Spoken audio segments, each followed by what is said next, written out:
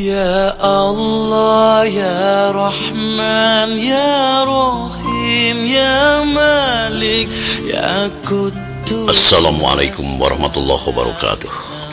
Para pemirsa yang terhormat, tahun 1430, Pangeran Cakrabuana, putra Prabu Siliwangi dari Kerajaan Pajajaran, membangun Kutakosot serta keraton dan mendirikan Kesultanan Cirebon bersama keponakannya, yaitu Syarif Hidayatullah atau yang kita kenal dengan Sunan Gunung Jati.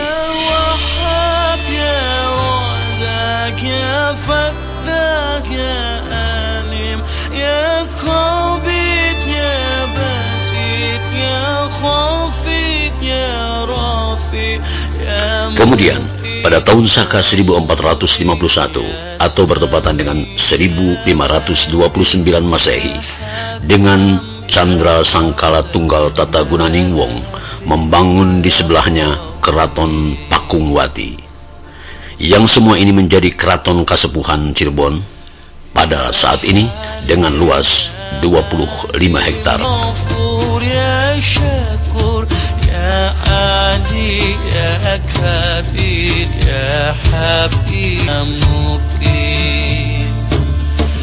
Yang bertahta di Keraton Kasepuhan sejak 30 April 2010 sampai dengan sekarang adalah Sultan Sepuh ke-14 Pangeran Raja Adipati Arif Natadiningrat SE.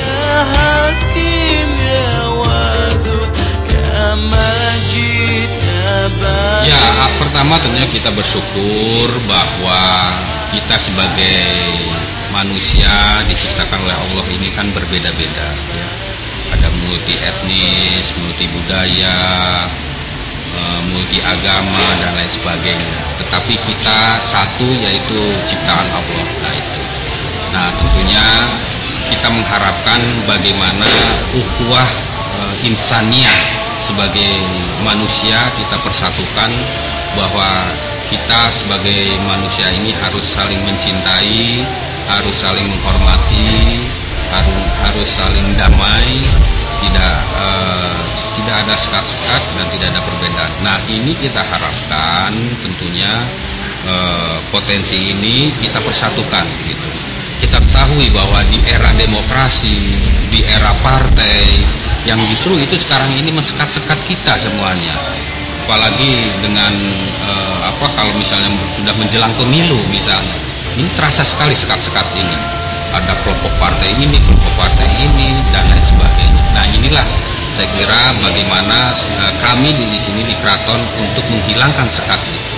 Nah, alhamdulillah tentunya ini bisa tercipta, dan ini kita harapkan terus tercipta gitu sekat. Jangan sampai sekat-sekat ini ada.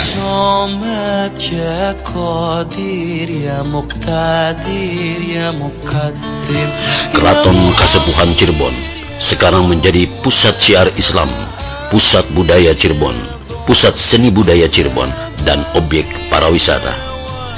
Dalam komplek Keraton Kasepuhan terdapat baluarti keraton, museum benda-benda kuno, kereta Singa Barong, dan pusaka-pusaka Sunan Gunung Jati serta naskah-naskah kuno.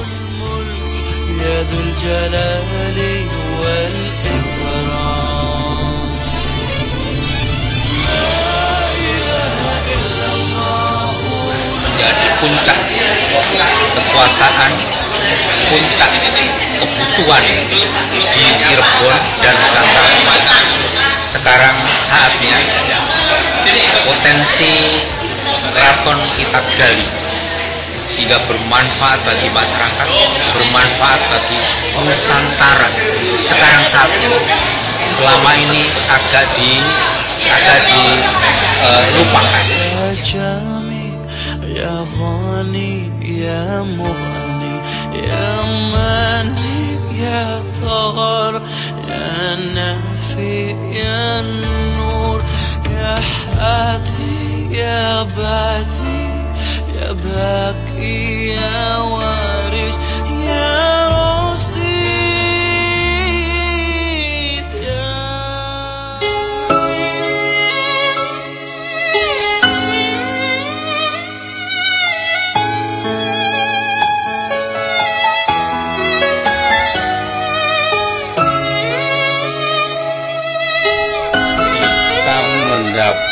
respon yang sangat positif dan sangat baik.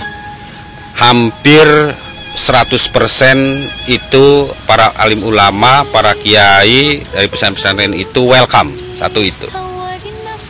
Yang kedua, bahkan menunggu kehadiran dari keraton dan dari Sultan Kesepuhan ini. Yang ketiga, dan menyambut baik kehadiran kami di sana dan menginginkan terus ditingkatkan silaturahmi dan bahkan kerjasama, khususnya di dalam pendidikan, dalam bagaimana meningkatkan akhlak umat, dan juga bagaimana untuk dalam syiar Islam secara kafah. Nah ini saya kira tentunya Keraton Kesepuhan ini sangat surprise ya, dengan adanya tanggapan yang sangat positif dari para alim ulama, dari pengasuh pondok pesantren ini.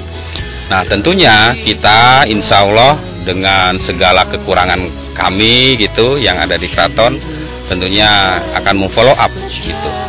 Pertama, minimal adalah kita akan mengadakan pertemuan para alim ulama setahun sekali minimal itu. Syukur-syukur nanti bisa setahun 2 kali 3 kali gitu. Yaitu pada waktu Haul Sesari Fidatullah atau Sunan Gunung Jati setiap tanggal 12 Zulhijjah itu. Yang kedua adalah ada beberapa pesantren-pesantren di dalam penerimaan siswa baru, ada ta'aruf santri atau siswa baru ingin dilantik siswa baru ini di keraton. Nah ini saya kira ini juga sangat baik gitu. Yang ketiganya adalah bagaimana untuk juga bekerja sama dalam bidang muamalah gitu, dalam zakat, dalam sedekah, infak, perniagaan atau ekonomi lah itu ya, dalam ekonomi. Yang keempatnya bahwa tentunya ada beberapa kiai malahan baik itu syariatnya bahkan tarekatnya malahan gitu ya. Saya bertemu dengan malahan bagaimana ini kita tarekat yang ada di Cirebon ini ya kita hidupkan kembali, kita galakkan kembali gitu. Nah, jadi banyak sekali yang harus kita pelajari. Nah, bahkan ada yang antusias juga mempelajari naskah-naskah kuno yang ada di keraton. Kurang lebih ada 150 naskah kuno yang ada di keraton. Nah, ini ya saya kira ini juga sangat baik dan bagus juga. Memang yang menjadi masalah adalah justru di kita, di keraton SDM-nya kita terbatas gitu. SDM kita terbatas, ya mudah-mudahan saya sehat, panjang umur juga. Mudah-mudahan ini kita bisa follow up karena mereka menunggu dan menanti program-program. Alhamdulillah pada tahun 2012 kami Sultan Sepuh 14 mencetak koin emas dinar dan mencetak koin perak dirham yang akan digunakan untuk muamalah, yaitu perniagaan, kemudian sedekah, infak, zakat, dan bahkan bisa digunakan untuk mahar. Nah, ini adalah salah satu media ekonomi yang memang sudah dicontohkan oleh Rasulullah Shallallahu Alaihi Wasallam pada waktu itu, dan juga Sunan Gunung Jati datang dari Arab dan Mesir itu juga membawa dinar dirham juga sama ke sini itu. Nah inilah yang tentunya kita akan tingkatkan ekonomi syariah, ekonomi keraton, ekonomi pesantren sesuai dengan tuntunan Nabi Muhammad SAW, dan insya Allah tentunya ini bisa nanti dikerjasamakan dengan baik. Nah ini pola-pola ini akan kita menjadi bahan bahasan juga nanti. Nah, termasuk nanti juga masalah Islamic Center juga. Kemudian juga nanti masalah-masalah lainnya gitu, yang tentunya akan kita bahas dengan para alim ulama dalam pertemuan itu nanti. Iya, satu yang pertama adalah masyarakat itu harus sadar terlebih dahulu tentang pentingnya kebersamaan, tentang pentingnya persatuan, dan juga setelah kita bersatu begitu, tahu masyarakat begitu, kemudian kita baru melangkah ke pemikiran yang selanjutnya tentang bagaimana peran Sunan Gunung Jati atau Kanjeng Sunan di dalam menyebarkan Islam dan mempersatukan umat Islam khususnya dan umumnya bangsa Indonesia, yang dimana ini akan merupakan suatu daripada cikal bakal daripada kemerdekaan Indonesia, yang sebenarnya kemerdekaan itu tidak didapat dengan begitu saja, akan tetapi telah dirintis oleh para wali songo.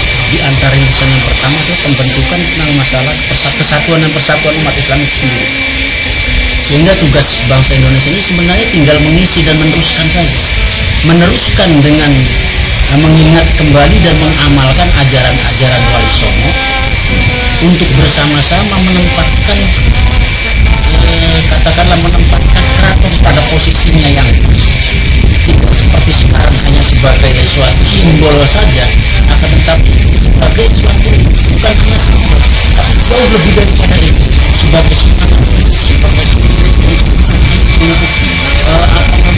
menyiarkan Islam. Harus, ya, insya Allah nanti saya akan berusaha untuk mencoba menghubungi anggota DPR yang berwenang untuk mengusulkan kepada pemerintah agar supaya salah satu muatan lokal di dalam pendidikan, bahkan menurut saya bukan hanya SD, akan tetapi bisa terus sampai SMP dan SMA, karena pembentukan karakter seorang siswa tidak cukup kita SD saja, tapi harus ke masa-masa pendidikan itu untuk memberikan suatu pelajaran khusus tentang masalah sejarah daripada aulia di Kabupaten Cirebon dan Kota Cirebon, khususnya Sunan Gunung Jati itu sendiri, agar supaya generasi kita betul-betul mengenal teladan kita.